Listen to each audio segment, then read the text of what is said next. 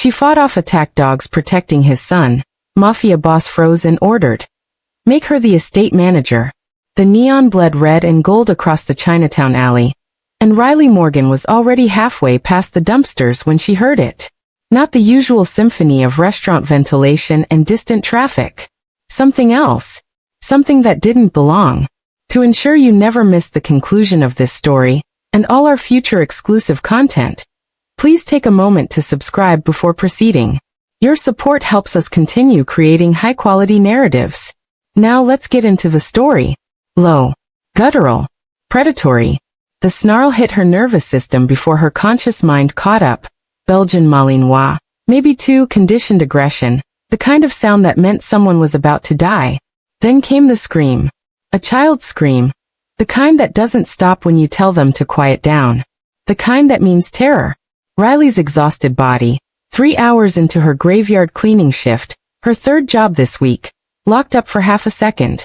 Every rational cell screaming at her to walk away, call 911, let someone else handle it. She rounded the corner instead. The boy couldn't have been older than 7. Pressed against a rusted dumpster in a navy suit that cost more than Riley's monthly rent. His small hands raised uselessly against 2 massive attack dogs circling him like sharks. Military-trained Malinois. Eyes glazed with that specific kind of focus Riley knew too well. The look of animals programmed to kill. The crowd.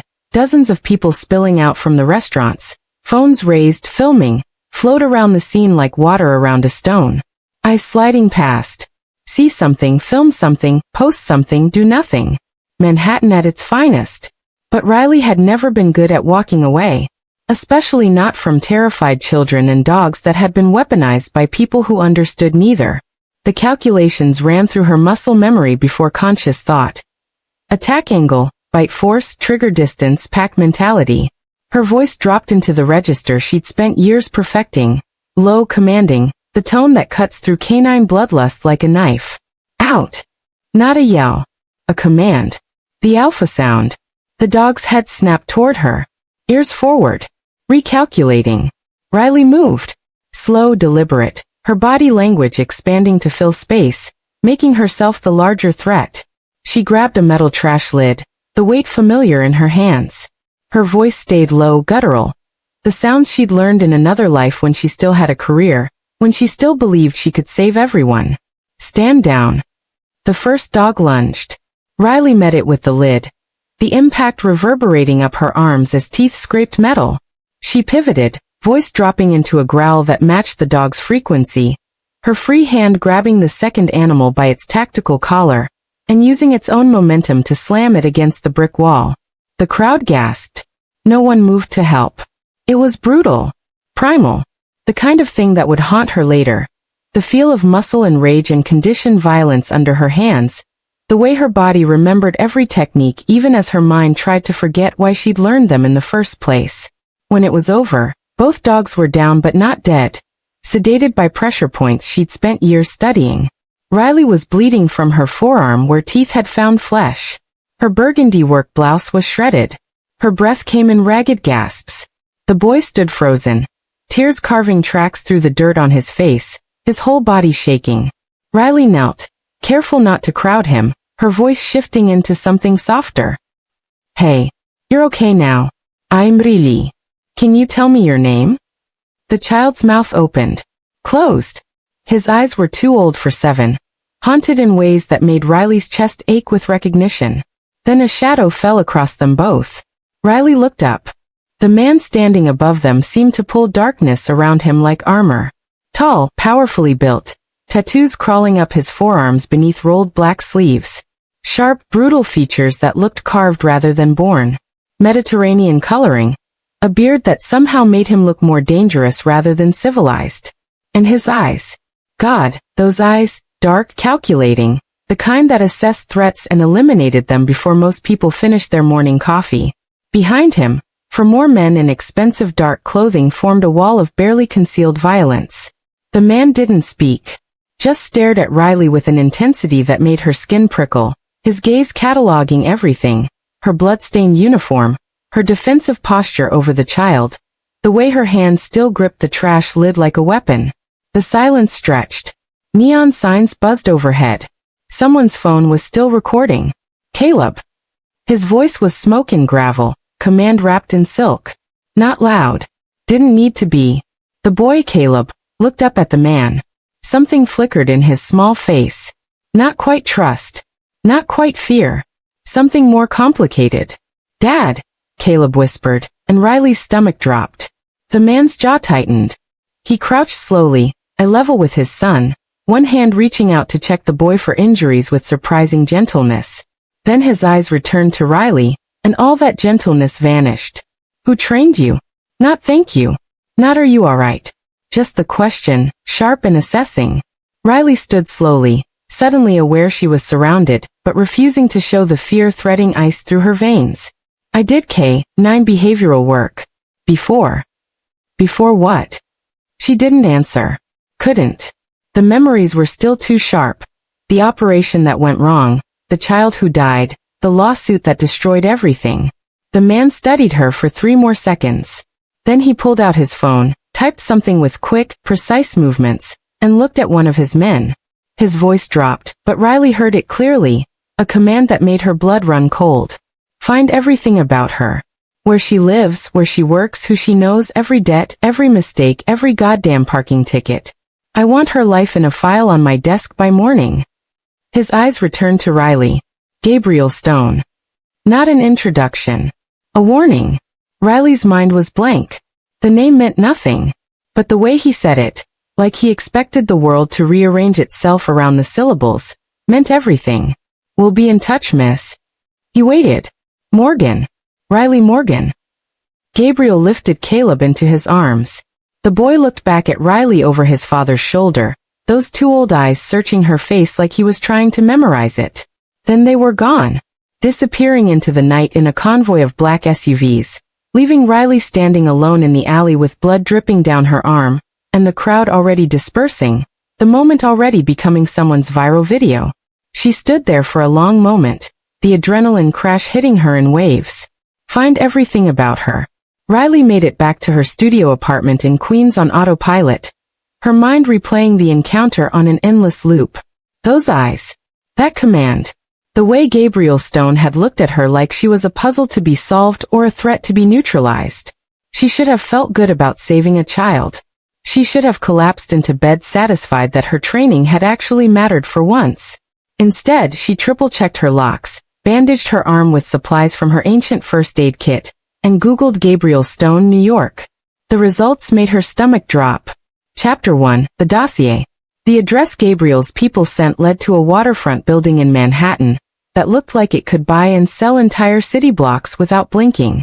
Riley stood on the sidewalk for 5 full minutes, watching her reflection warp in the glass facade, before forcing herself through the doors. The lobby was all marble and cold precision. A security guard with an earpiece and a shoulder holster waved her toward a private elevator without asking her name. They already knew she was coming. The ride to the top floor felt like ascending into vacuum. Her ears popped. Her pulse hammered against her throat. When the doors opened, she stepped into an office where the city noise had been surgically removed, replaced by a silence so complete it felt weaponized. The space was vast. Floor-to-ceiling windows offered a view of the Hudson that made her feel insignificant, disposable. And there, silhouetted against all that gray morning light, stood Gabriel Stone behind a desk the size of her entire apartment. He didn't stand, didn't acknowledge her entrance, just watched her walk toward him across what felt like a mile of polished concrete, her worn sneakers squeaking softly with each step. Riley stopped a few feet from the desk, close enough to see the manila folder sitting in its center, far enough to maintain some illusion of safety. Seat. She sat. Gabriel leaned back, fingers steepled. The light behind him made it impossible to read his expression, and she suspected that was intentional. Caleb's mother was killed 2 years ago. Car bomb meant for me. He watched it happen from the back seat. The words were clinical, sharp, stripped of everything human. Before that night, he was verbal, social, a bright kid who loved dinosaurs and asked questions about everything. Gabriel's tone didn't waver. After, he stopped speaking to anyone outside immediate family. Night terrors. Panic attacks. He's been targeted 3 more times by my enemies. Each attempt makes it worse. Riley's chest ached. She thought of that little boy pressed against the dumpster, those 2 old eyes, the way he'd whispered Dad like he wasn't sure the word would work anymore. Until last night. Gabriel's eyes fixed on her now, sharp and assessing. You fought off 2 trained attack dogs with a trash lid and your voice. You saved my son. And you did it without hesitation, without asking what was in it for you. He reached forward and opened the folder. Riley's stomach dropped. It was her life. Dissected. Laid bara. Her undergraduate transcripts. Her K-9 behavioral specialist certification. Her employment history from the private security firm where she'd worked before everything fell apart. Copies of her apartment lease. Her credit card statements, every desperate charge highlighted. Her mother's death certificate from the cancer that ate through their savings. The lawsuit settlement that destroyed her career. $85,000 in legal debt, circled in red. Her current jobs, 3 of them, minimum wage, barely covering rent. You graduated top of your program. Gabriel's voice was neutral, reciting facts like a prosecutor. You were considered one of the most promising K-9 behavioral specialists on the East Coast. You consulted for police departments, private security firms, federal agencies. He flipped a page. 3 years ago, you recommended against using a specific dog for a high-risk operation. Your assessment indicated the animal had unresolved aggression triggers that made it unsuitable for civilian proximity work. Your recommendation was overridden by your supervisor. Riley's hands clenched in her lap. Her face felt hot. The operation proceeded.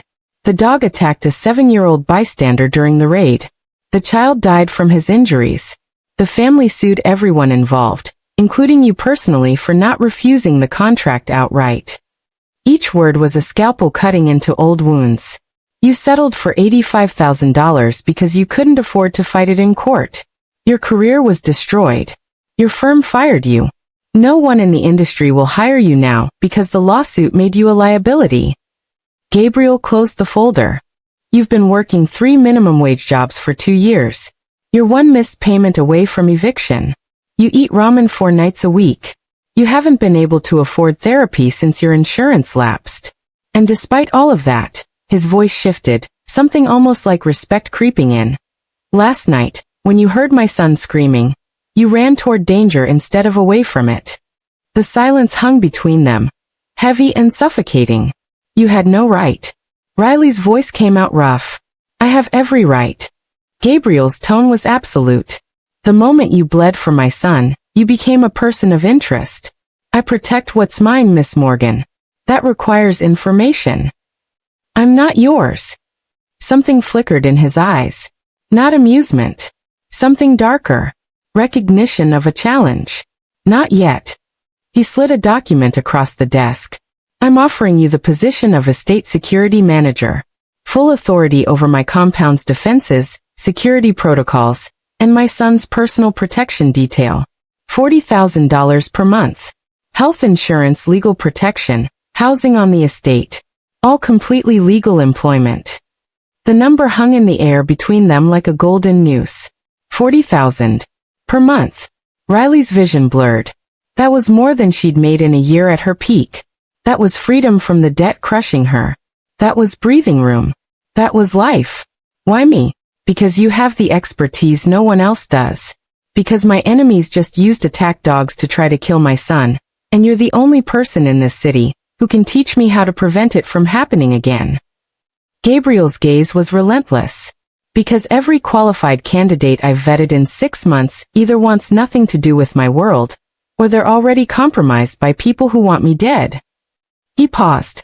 And because when you looked at Caleb last night, you didn't see a mafia boss's son. You saw a scared kid who needed help. That's not something you can fake. That's not something I can train. And that's exactly what my son needs right now. The violation burned in her throat. He'd stripped her bare, examined every wound, every failure, every desperate choice. He knew exactly what buttons to push. But God, that number. 40,000 a month. I need to think about it. You have 24 hours. Gabriel stood, signaling the meeting was over. But Miss Morgan? Those men who sent the dogs? They know what you look like now. They know you saved Caleb. They know you're a loose end. He walked to the window, hands in his pockets, his back to her.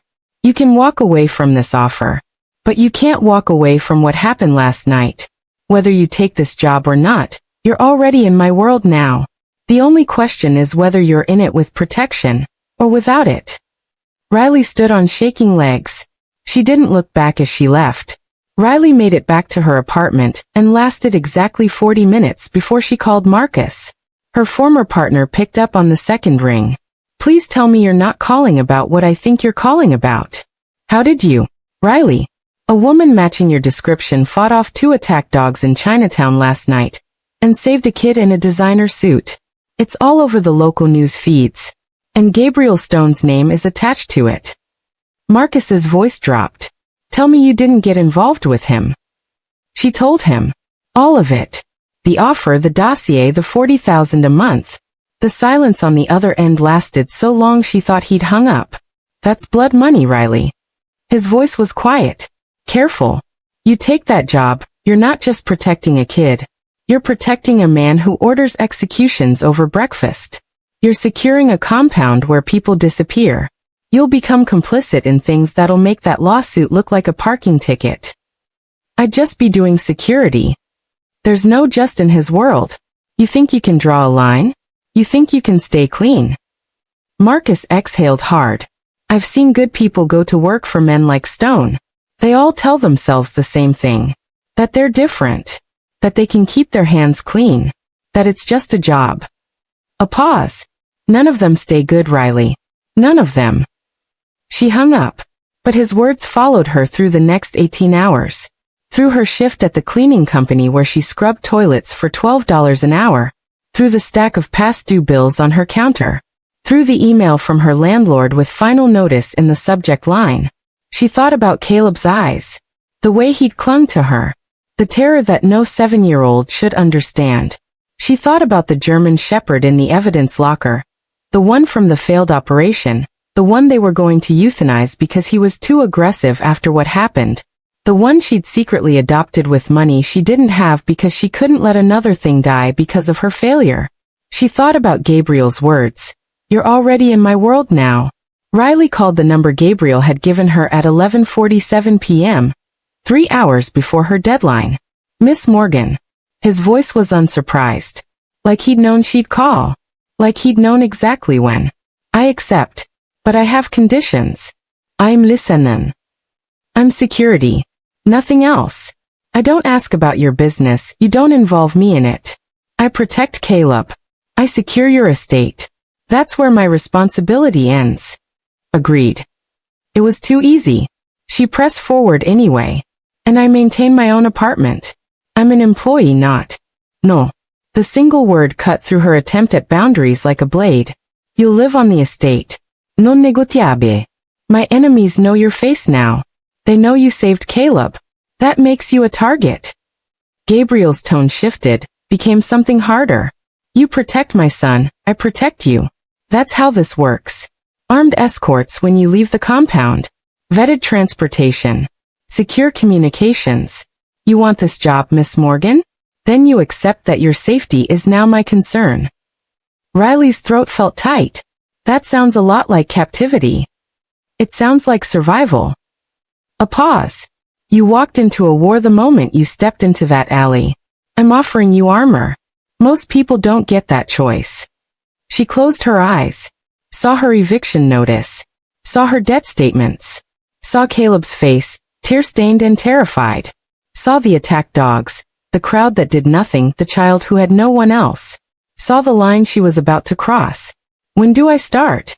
A car will pick you up tomorrow at noon. Pack everything you need. You won't be coming back here. The call ended. Riley stood in her tiny apartment. The place she'd barely been able to afford, the place that represented the last shred of her independence, and understood with perfect clarity what she'd just done. She hadn't just accepted a job. She'd signed over her freedom.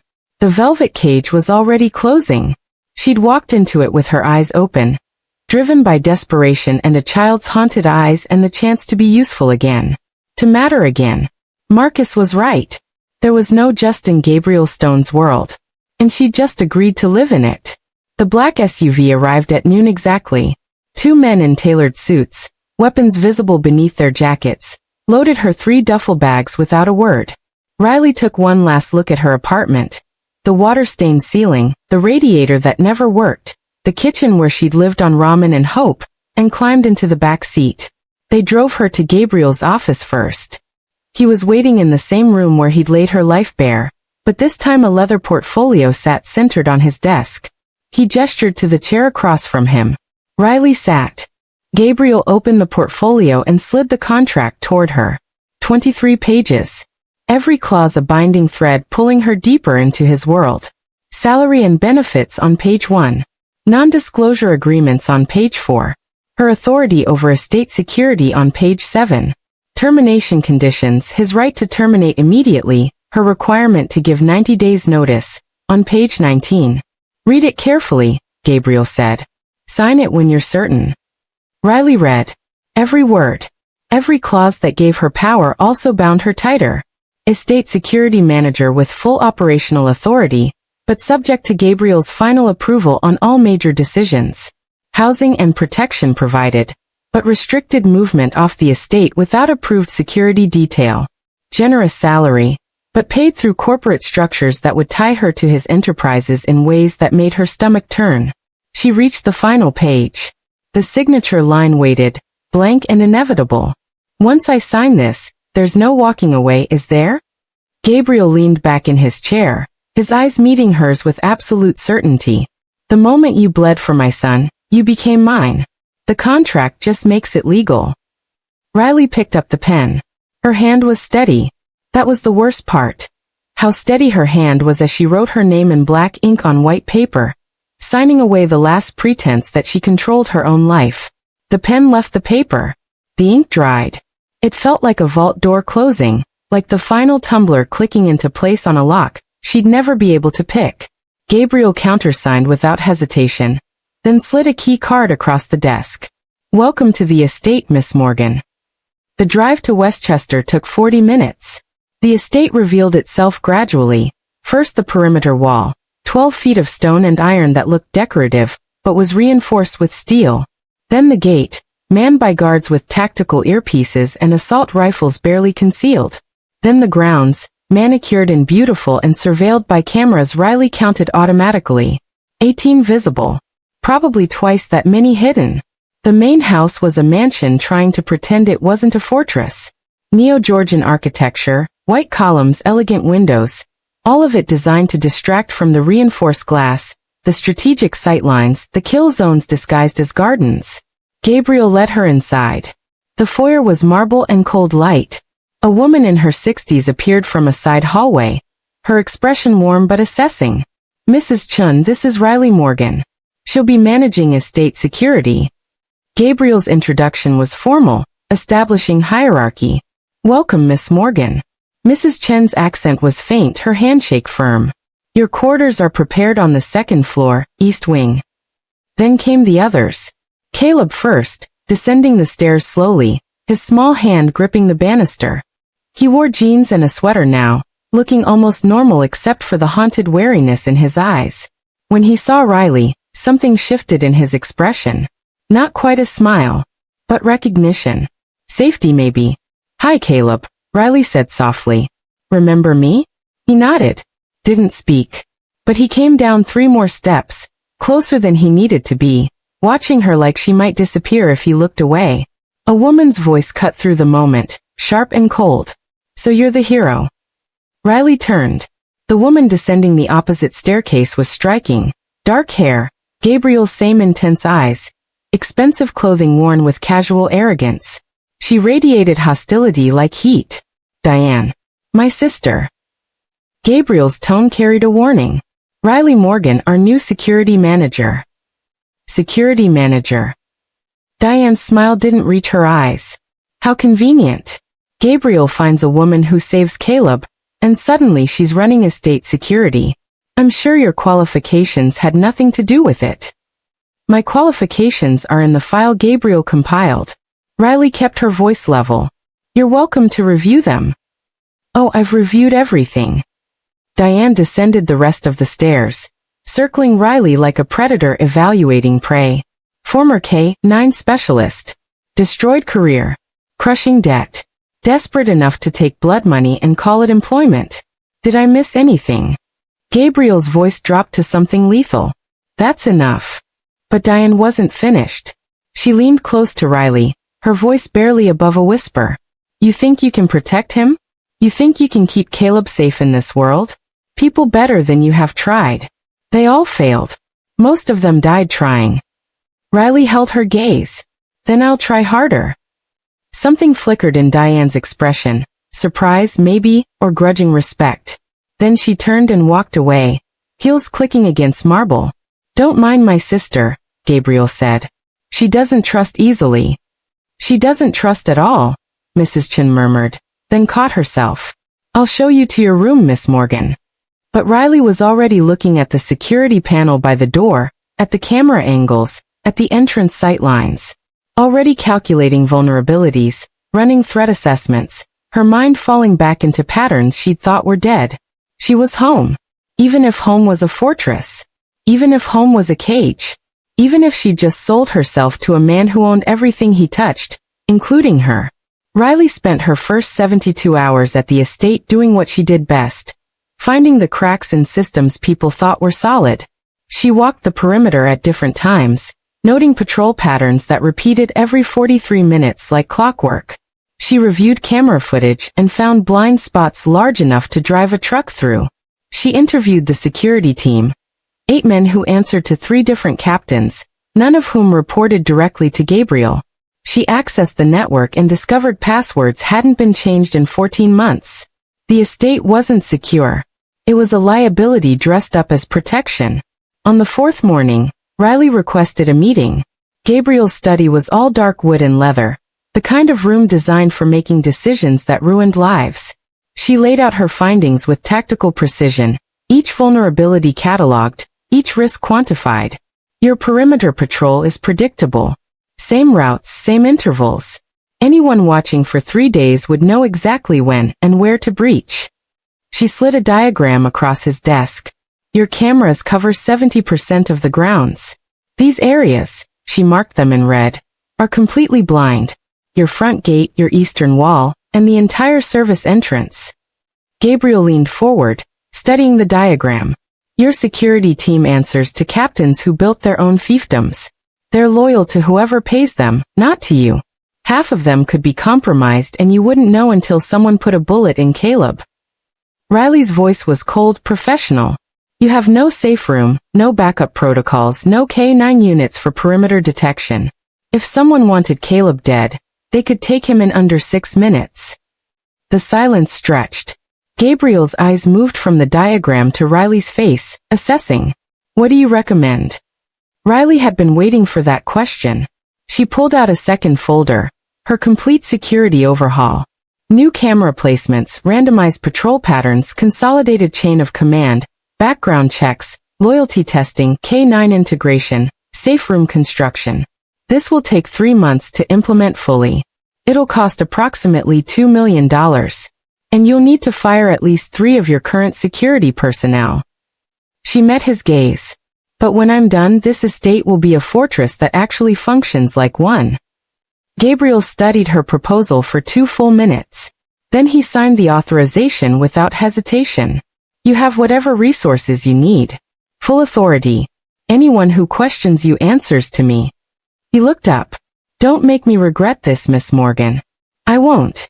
For the first time since she'd entered his world, Riley felt something besides fear and violation. She felt useful, competent, alive. That afternoon, she made the call she'd been planning since she signed the contract. The animal control facility patched her through to the evidence kennels.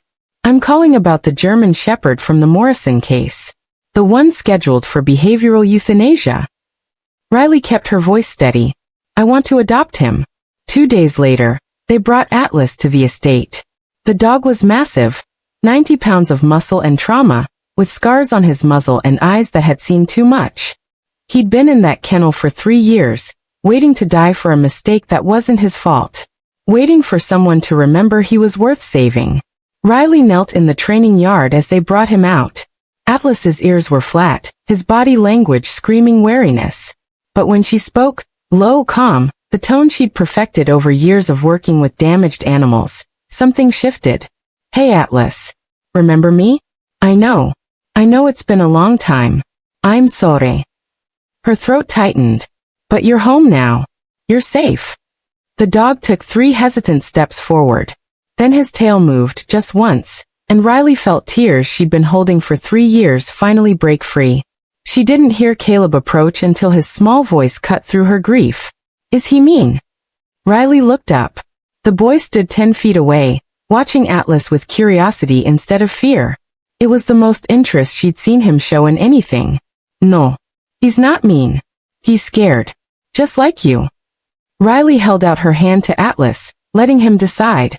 Something bad happened to him once, and he's been trying to forget it. But the memory stays. It always stays. Caleb took a step closer. What happened? He was trying to help during a dangerous job.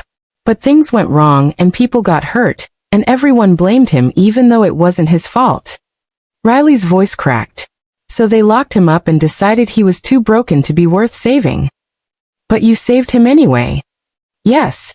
Why? Because broken doesn't mean worthless. It just means you need someone who understands. Riley looked at Caleb. Do you want to meet him? Caleb nodded. He walked forward slowly, cautiously, until he was standing beside Riley. Atlas watched the boy with intelligent eyes, reading his fear, his curiosity, his desperate need for something safe to hold on to. Put your hand out flat like this. Riley demonstrated. Let him smell you. Let him decide if you're safe. Caleb extended his small hand. Atlas sniffed once, twice, then licked the boy's palm. Caleb's face transformed, not quite a smile, but something close. Something that looked like hope. Will you teach me? Caleb's voice was barely a whisper. How to be brave like you. Riley's chest ached. This child thought she was brave. This traumatized little boy looked at her like she was something worth becoming. I'm not brave, Caleb. I'm terrified most of the time. But you saved me anyway. His dark eyes were too old, too knowing. Even though you were scared. That's what brave is. Riley pulled him into a gentle hug, and for the first time since the attack, Caleb let someone hold him without flinching. Yeah, she whispered. I'll teach you. Over his shoulder, she saw Gabriel standing in the doorway, watching them. His expression was unreadable, but something in his eyes had shifted. Recognition, maybe. Or respect. Riley had just proven she could secure his fortress. But more than that, she'd just proven she could reach his son. And in Gabriel Stone's world, that made her invaluable. It also made her trapped. 3 weeks into Riley's security overhaul, Caleb spoke his first full sentence. Atlas, sit. The German shepherd obeyed immediately, and the boy's face lit up with something Riley hadn't seen before: pride. Real, unguarded pride. They were in the training yard, working through basic commands, and Caleb had stopped flinching every time Atlas moved too quickly. Riley watched from her position by the equipment shed, her tablet tracking camera placements, but her attention kept drifting to the boy and the dog. Caleb was laughing now. Actually laughing, as Atlas performed a flawless downstay. He's different with you. Gabriel's voice came from behind her, quiet enough that she didn't startle. She'd learned to recognize his presence by now. The way the air shifted, the particular weight of his footsteps. He's different with Atlas, Riley corrected, not looking away from Caleb. The dog gives him something to focus on besides fear. Something that needs him. You give him that too. Riley finally turned. Gabriel stood closer than necessary, his eyes on his son, but his attention clearly divided. He'd rolled his sleeves up, revealing more of the ink that covered his forearms, intricate patterns she'd started recognizing as memorials.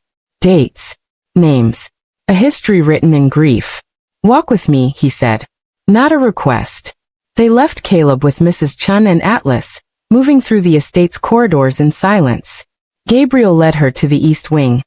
A section Riley had marked in her security audit, but hadn't yet accessed. He stopped at a door with a keypad lock, his fingers entering the code with practiced precision. The room beyond made Riley's breath catch. It was a music room, untouched and perfect. A grand piano dominated the space, its black surface pristine but dusty. Sheet music sat on the stand, Debussy half-finished. Photographs lined the mantel above a cold fireplace. A dark-haired woman with kind eyes and Caleb's smile. Gabriel younger and almost soft beside her, the three of them whole. Sophia's room. Gabriel's voice was controlled, clinical. She played every evening. Caleb would sit on that bench beside her, helping her turn pages even though he couldn't read music yet. Riley stepped inside carefully, feeling like an intruder in someone's shrine. 2 years ago, she was driving Caleb home from a birthday party. Their car was stopped at a red light on Park Avenue. Gabriel moved to the window, his back to Riley, his shoulders rigid. The bomb was sophisticated. Military grade. It was meant for me. I was supposed to be in that car. A last-minute meeting changed my schedule. Riley's stomach turned. She'd read about the attack in the files Gabriel's people had compiled, but hearing it from him was different. Personal. Raw. Sophia died instantly. Caleb was in his car seat in the back, protected by placement and luck and nothing else. Gabriel's hands clenched at his sides. He sat there for 17 minutes before first responders could extract him. Sat there with his mother's body. With the fire. The sirens. The chaos. Gabriel. He was 5 years old. He watched his mother burn because someone wanted me dead. Gabriel finally turned, and the controlled devastation in his eyes made Riley's chest ache. Before that night, he was verbal, social, happy. After, he stopped speaking. Stopped trusting. Stopped believing the world was safe. Riley understood now why Caleb's progress mattered so much. Why Gabriel had been willing to hire her despite the risks. Why he'd given her authority, resources, everything she needed. His son was all he had left. The people responsible? Riley asked quietly. Dead. All of them. Gabriel's voice held no remorse. But the damage was already done. Caleb was broken. I couldn't fix him. Therapists couldn't fix him. No one could reach him. Until the attack dogs. Until you. Gabriel crossed the room, stopping a few feet from her. Close enough that she could see the fine lines around his eyes. The exhaustion he hid beneath control. You gave me my son back. You gave him Atlas. You gave him purpose and confidence and the beginning of healing. The intimacy of the moment pressed against Riley's ribs like a physical weight. I'm bringing you into this room because you need space for tactical planning. The security overhaul requires a command center, and this room has the sightlines and privacy you need. Gabriel gestured around them. Sophia believed spaces shouldn't stay tombs. She'd want this room used for something that protects Caleb. It was permission. Trust. An offering of something sacred. Riley swallowed hard. Are you sure? I'm sure that keeping Caleb alive matters more than preserving a memorial. Gabriel moved toward the door, then paused. Use the room, Riley.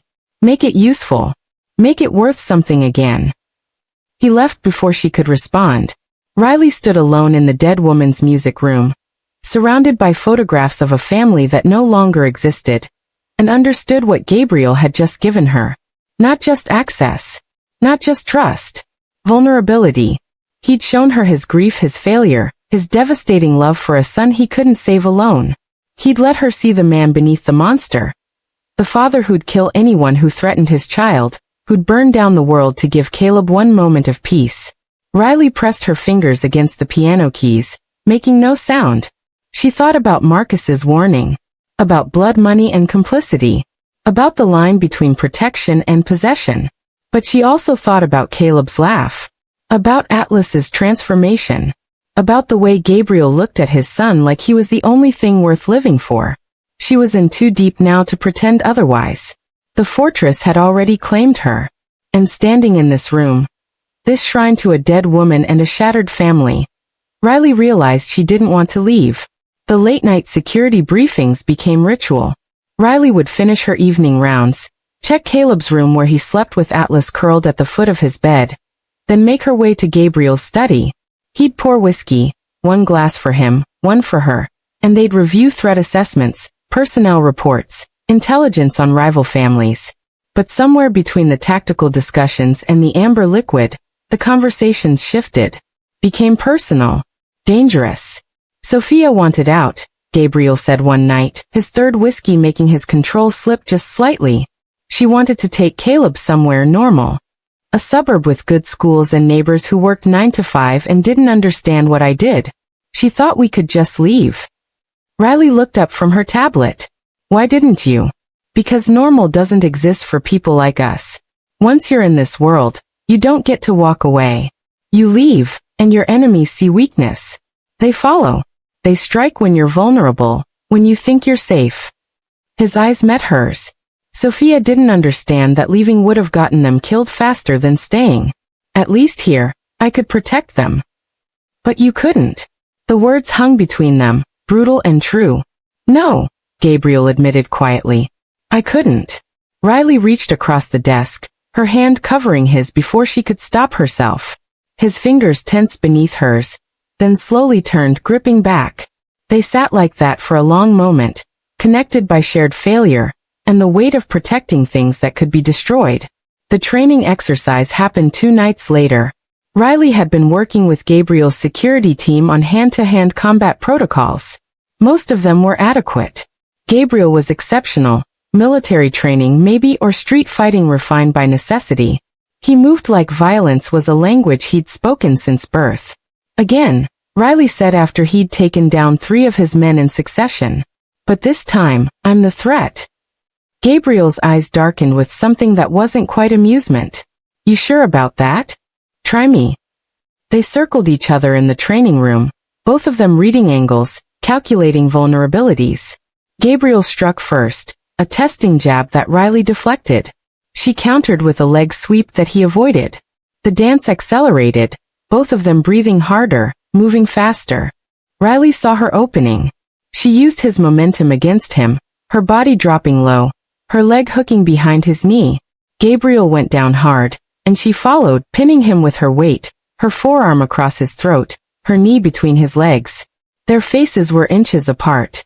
Both breathing ragged, both hyper-aware of every point of contact, her thigh against his hip, his hand on her wrist, the heat between them that had nothing to do with combat. Yield, Riley whispered. Gabriel's eyes were black with something that made her pulse spike. Never. He reversed the pin in one fluid motion, rolling them until she was beneath him, his weight pressing her into the mat, his hands capturing her wrists above her head. Riley gasped, more from the shock of desire that slammed through her than the impact. You fight dirty, Gabriel said, his voice rough. So do you. The tension between them was suffocating, inevitable. Riley saw the moment Gabriel's control fractured, saw it in the way his gaze dropped to her mouth, in the way his grip on her wrists tightened. When he kissed her, it was claiming. Possessive. A kiss that tasted like gunpowder and whiskey and the inevitability they'd both been fighting since the night in the alley. Riley kissed him back with equal ferocity, her body arching into his. 3 weeks of dangerous proximity and shared purpose and mutual brokenness exploding into desperate need. Gabriel released her wrists to grip her hair, angling her head for deeper access. Riley's hands found his shoulders, his neck, pulling him closer even as some rational part of her brain screamed warnings. He pulled back just enough to speak against her mouth. We shouldn't. I know. This changes everything. I know. Gabriel's forehead pressed against hers, both of them breathing hard, both of them balanced on the edge of a decision that couldn't be undone. You're mine now, he said, and it wasn't a question. Completely. Riley should have argued. Should have set boundaries, maintained professional distance, remembered Marcus's warnings about complicity and blood money, and losing yourself in someone else's darkness. Instead, she pulled him back down and kissed him again, accepting the truth they'd both been avoiding. She was already his. The contract had bound her legally. The salary had bought her cooperation. Caleb had claimed her heart. But this collision of bodies and need and dangerous recognition, this bound her in ways that had nothing to do with employment, and everything to do with wanting something she knew would destroy her. Gabriel carried her to the weapons room, laid her down on the workbench among disassembled firearms and tactical gear, and showed her exactly what possession meant in his world. Afterward, Riley lay against his chest in the darkness, listening to his heartbeat, and understood that she'd just crossed the final line between protection and complicity. She was no longer just Caleb's guardian. She was Gabriel's. In every way that mattered. And there was no going back. Riley had fallen into the pattern of checking Sophia's music room last during her evening rounds. She'd converted it into her tactical command center as Gabriel suggested, but she still felt like an intruder among the photographs and sheet music, and the ghost of a woman she'd never met.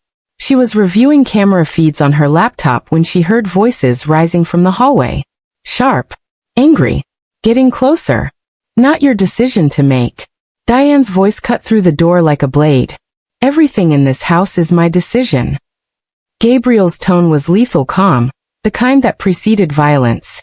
Riley should have announced her presence. Should have closed her laptop and left through the side door.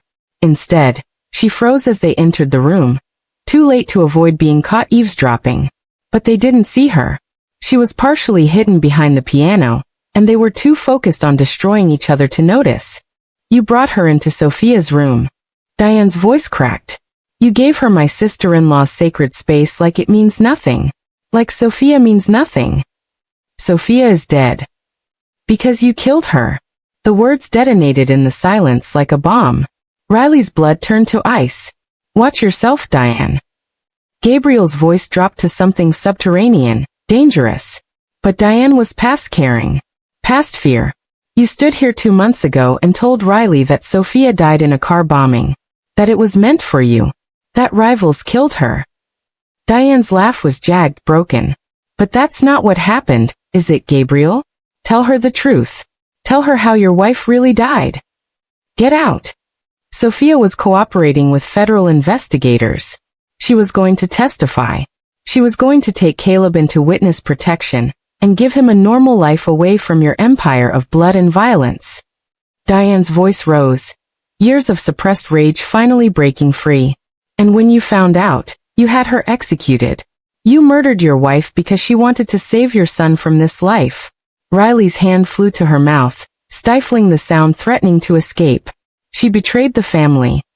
Gabriel's words were precise, clinical. She was going to destroy everything we built. She would have put Caleb in danger. The Federals can't protect anyone. She would have gotten him killed. So you killed her first. She made her choice. I made mine. She was Caleb's mother. She loved him. And I love him more. Gabriel's voice turned to stone. Enough to do what was necessary. Enough to eliminate a threat. Even when that threat wore my wedding ring. She betrayed us, Diane. She chose the government over family. That's a liability I couldn't allow. Riley felt bow rising in her throat. The room spun. Every conversation, every moment of vulnerability, every kiss, all of it reframed by this devastating truth. Gabriel hadn't failed to protect his wife. He'd ordered her execution. You destroyed that little boy. Diane's voice broke. He watched the car explode. He sat with her body. You made him witness his mother's murder, and told him it was an accident. I gave him a future. You gave him trauma. Get out. Gabriel's command was absolute. Before I forget your family. Diane's footsteps retreated, but her parting words hung in the air like poison. She's going to find out eventually. You're precious, Riley.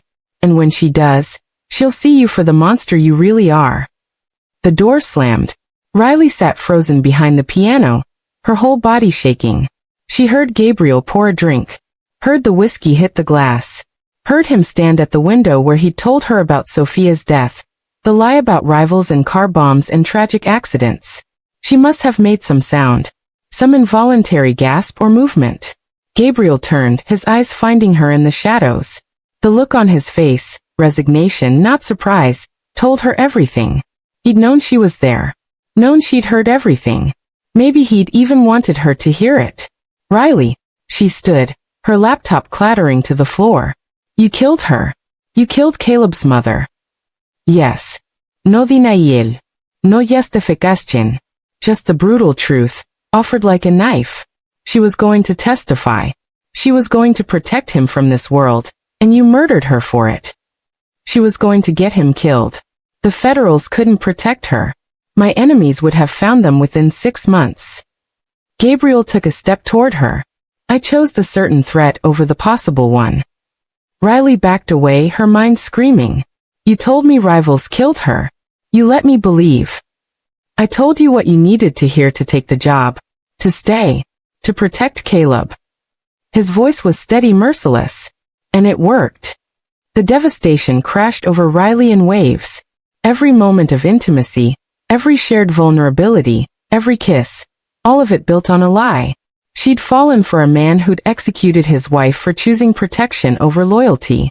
She'd become complicit with a monster. I need to leave. Riley's voice sounded distant, not her own. You can't. Watch me. Gabriel moved between her and the door, his presence blocking her escape. You signed a contract. You know too much. And Caleb needs you. Caleb needs to be away from you. The words hung between them, devastating and true. Gabriel's expression didn't change, but something in his eyes went dark.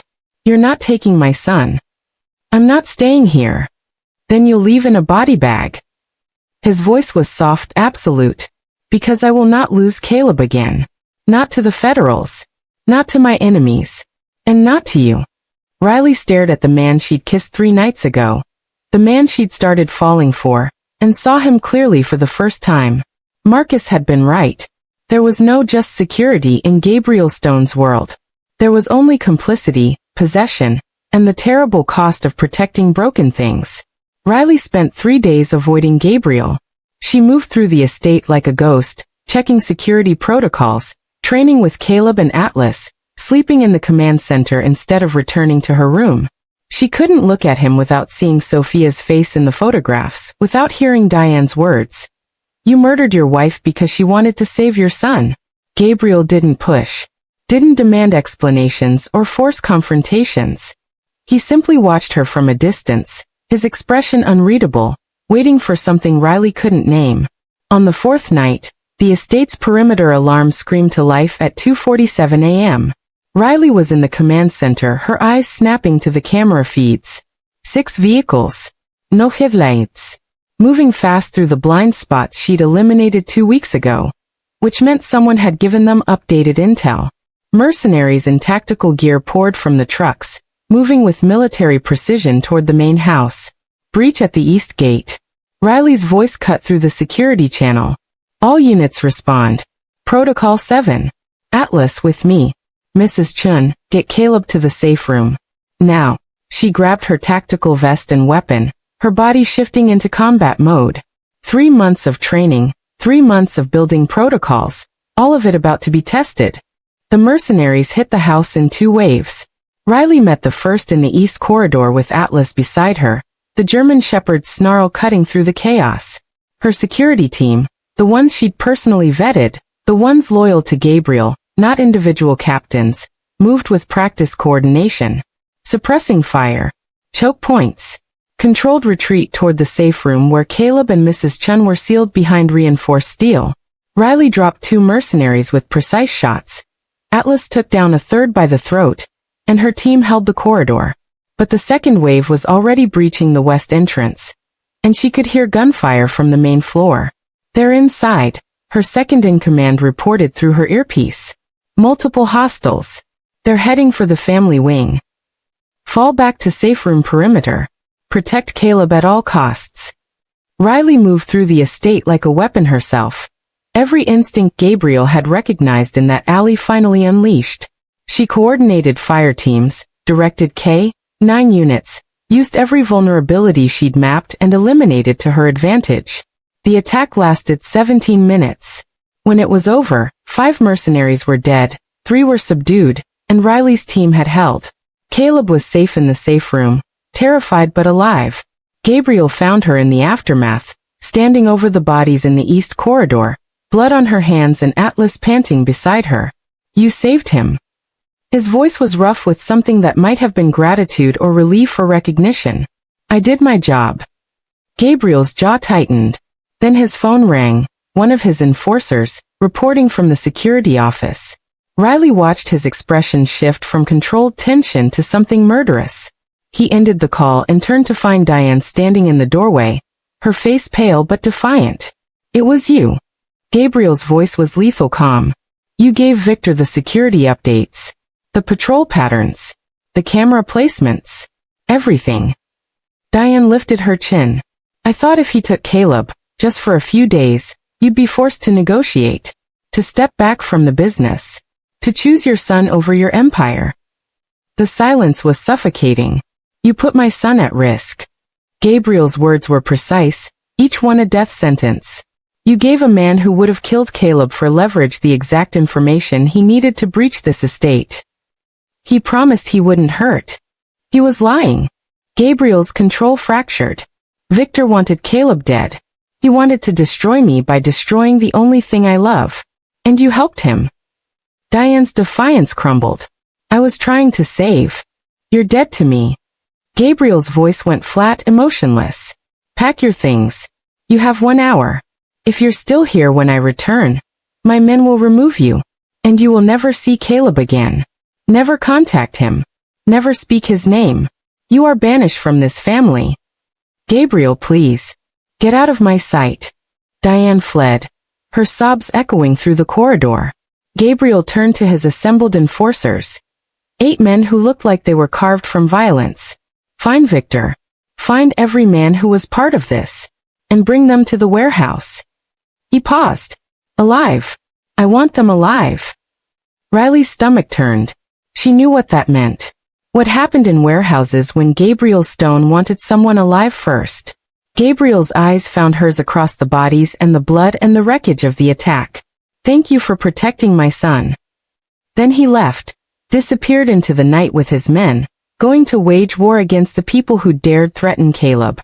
Riley stood alone in the aftermath, her tactical vest heavy with the weight of what she'd just done, and understood the terrible truth. She'd just proven her complete integration into Gabriel's world.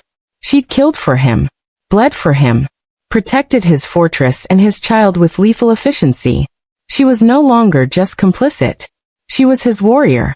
And somewhere in the darkness, Gabriel Stone was going to commit atrocities in the name of protection. And Riley would bear the weight of enabling him. The war wasn't over. It was just beginning. Gabriel returned at dawn, covered in blood that wasn't his. Riley found him in the weapons room, sitting on the bench where they'd first collided, staring at his hands like they belonged to someone else. His shirt was soaked through, his face spattered with evidence of what he'd done in the hours since he'd left. The air smelled like copper and gunpowder and death. He didn't look up when she entered, didn't acknowledge her presence, just stared at his hands with an expression that looked almost like grief. Riley should have run, should have called the police, grabbed Caleb, disappeared into witness protection. Every rational cell in her body screamed at her to leave this man, this monster who'd executed his wife and just spent the night dismantling human beings. Instead, she crossed to the utility sink and filled a basin with warm water. Gabriel's eyes finally moved, tracking her as she carried the basin back and knelt before him. His expression was unreadable, shock maybe, or the exhausted remnants of whatever humanity he'd burned away in that warehouse. Riley took his right hand, gently, and submerged it in the water. Blood bloomed like smoke, turning the clear water pink, then red. She worked methodically, washing between his fingers, scrubbing beneath his nails, removing the evidence of Victor's death and whatever else he'd done. Riley, his voice cracked. Let me finish. She washed his left hand with the same careful attention, then used a clean cloth to wipe the blood from his face, his neck, the hollow of his throat. A ritual of absolution. A conscious choice made in full knowledge of what she was forgiving. When she was done, Riley sat back on her heels and met his eyes. I know what you are. I know what you did to Sophia. I know what you just did to Victor and anyone else who threatened Caleb. Her voice was steady, certain. And I know I should walk away. I should take Caleb and run and never look back. Gabriel's jaw tightened. Then why don't you? Because I'm choosing this. Choosing you. Choosing Caleb. Choosing this fortress we've built. Riley's hands tightened on his. I'm choosing it with my eyes open, knowing exactly what it costs. You should hate me. Something desperate crept into Gabriel's voice. The control finally fracturing completely. You should be terrified. I killed my wife. I just tortured a man to death. I'll do worse if anyone threatens my son again. I am terrified. Riley's admission was raw honest. But I'm more afraid of what it means to leave. Of going back to minimum wage jobs and crushing debt and meaningless existence. Of abandoning Caleb when he's finally learning to trust again. Of walking away from the only place I've felt useful since that child died because of my failure. She stood, pulling Gabriel to his feet, forcing him to look at her. You're a monster. But you're my monster. And that boy upstairs is mine to protect. Even from you if necessary. Gabriel's hand came up to cup her face, his thumb tracing her cheekbone. Then you're complicit now. In everything. Every kill. Every atrocity. Every line I cross. I was complicit the moment I signed that contract. Riley leaned into his touch. Maybe even before. The moment I bled for him in that alley. I crossed into your world then. Everything after was just accepting what I'd already chosen. Gabriel pulled her close, his forehead resting against hers, both of them breathing hard. There's no redemption here. No absolution. Just survival and violence and protecting the things we love at any cost. I know. I'll destroy you. Maybe. Or maybe we'll destroy each other. Riley's lips curved into something too dark to be a smile. But we'll keep Caleb safe while we burn. Gabriel kissed her then, not with passion but with devastating recognition. Two broken people choosing each other in full knowledge of the damage they'd cause. The warrior and the monster, bound by blood and choice and a traumatized child who needed them both. When dawn fully broke, they stood together on the estate balcony, watching Caleb play with Atlas in the garden below. The child was laughing, actually laughing, as the German shepherd performed tricks for him. His trauma wasn't gone, would never be gone, but he was healing, finding joy in small moments, learning to be brave. The fortress walls surrounded them, 12 feet of stone and steel, protection and prison both. Riley's hand rested on Gabriel's, their fingers intertwining, blood-washed but not clean. The war wasn't over, it would never be over. More enemies would come, more threats would emerge, more blood would stain their hands. But they'd wage it together. The broken protector who'd found purpose in protecting the unprotectable. The ruthless king who'd kill anyone who threatened his son. And the child worth dying for, finally learning that the world could be safe if the right monsters stood guard. Riley had walked into Gabriel Stone's world thinking she could maintain boundaries, stay clean, just do security. She'd been wrong. But standing here, watching Caleb laugh, feeling Gabriel's hand in hers, Riley couldn't bring herself to regret it. She'd chosen the fortress. She'd chosen the darkness. She'd chosen love that came wrapped in violence and protection that required complicity. And she'd make that choice again. Every single time. That's all for today. A huge thank you to each of you for watching. Your support means the world. If you enjoyed this video, the next one is just a click away. We guarantee it's just as interesting. Click here to jump right in, and we'll see you in the next one.